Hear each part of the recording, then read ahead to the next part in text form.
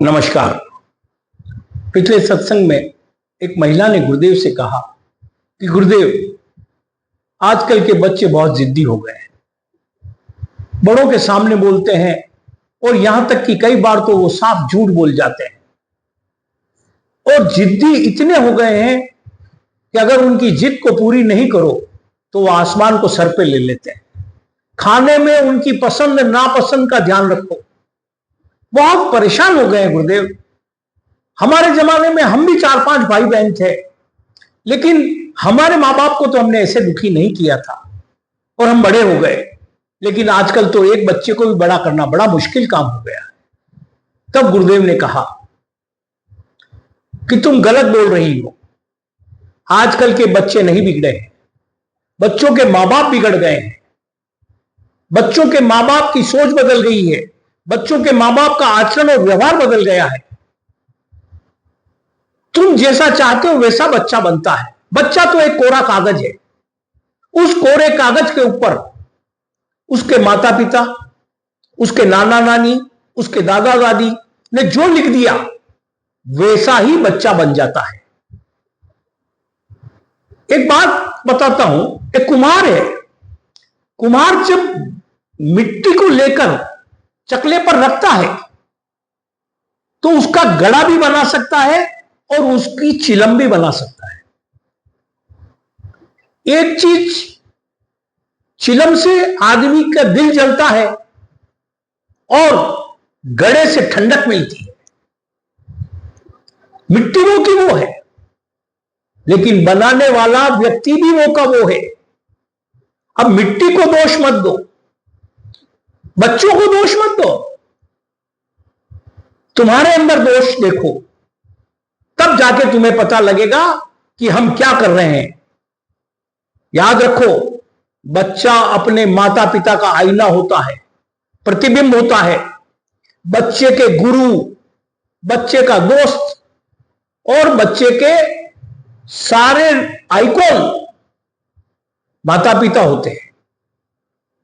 इसलिए अपने व्यवहार, आचरण और कर्म को देखो, वो उससे सीखता है। तुम जो घर में शब्द बोल रहे हो वो शब्द वो सीखता है, वो बाहर से सीख कर नहीं आता। वो बच्चा तुम्हारे से सीख रहा है। इसलिए हमारे खाने पीने, आचरण, व्यवहार, कर्म पर ध्यान दो। बच्चों को दोष देना गलत है। याद रखो कि बच्चे हमेशा वही करेंगे जो तुम कर रहे हो। बच्चा कभी गलत और सही में कोई फर्क नहीं मानता है, समझता भी नहीं है। उसके लिए तो वो सारी चीजें सही है जो उसके माता पिता करते हैं, बोलते हैं, उसी से वो सीखता है। अच्छा, एक बात बताओ कि तुम्हारे 4-5 भाई बहन थे, क्या तुम्हारे पिता ने, तुम्हारी माता ने, दादा दादी ने तुम्हें कुछ सिखाया? बिठा के बताया ऐसे करना, ऐसे नहीं करना, ये करना, वो मत करना? तुमने भी उन्हें देख के सीखा ना, उनको सुनकर सीखा। वो जो बोलते थे उसे सुनते थे। इसलिए ये तुलना करो कि क्या तुम तुम्हारे माता पिता के अनुरूप हो के नहीं। बच्चे को तो तुम चाहते हो कि वैसा हो जैसे तुम थे, लेकिन तुम तुम्हारे माता पिता के जैसे हो या नहीं, यह सोचना तुम्हें पड़ेगा। अगर तुम बच्चों के सामने गलत शब्दों का प्रयोग करोगे, तुम बच्चों के सामने झूठ बोलोगे, तुम बच्चों के सामने गलत हरकत करोगे, अवांछित कार्य करोगे, रात को देरी से घर आओगे, माता पिता का सम्मान तुम नहीं करोगे, बड़ों की इज्जत तुम नहीं करोगे, तो बच्चा कभी नहीं करेगा। इसलिए बच्चों को दोष मत दो।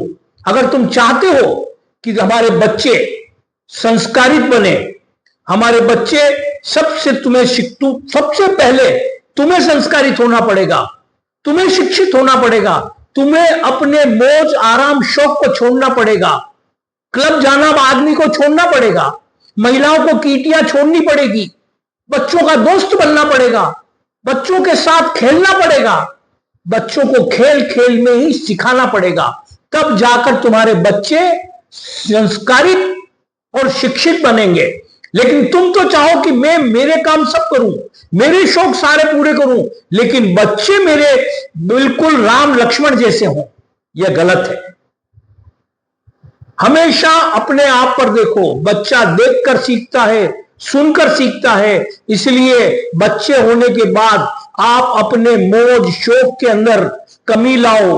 बच्चों को पैसे की हवा मत लगने दो, बच्चों को समय दो, तब जाकर बच्चे आपके अनुरूप बनेंगे, बच्चे शिक्षित बनेंगे, संस्कारित बनेंगे और आपका नाम रोशन करेंगे। आप परेशान नहीं होंगे। बच्चों को खुली हवा में मत छोड़ो, बच्चों पर अंकुश भी रखो, तब जाकर बच्चों को तुम बड़े कर पाओगे। यही बात मैं तुम्हें बताना चाहता था। गुरुदेव ने यह कहकर अपनी बात समाप्त की। जय हिंद, जय भारत।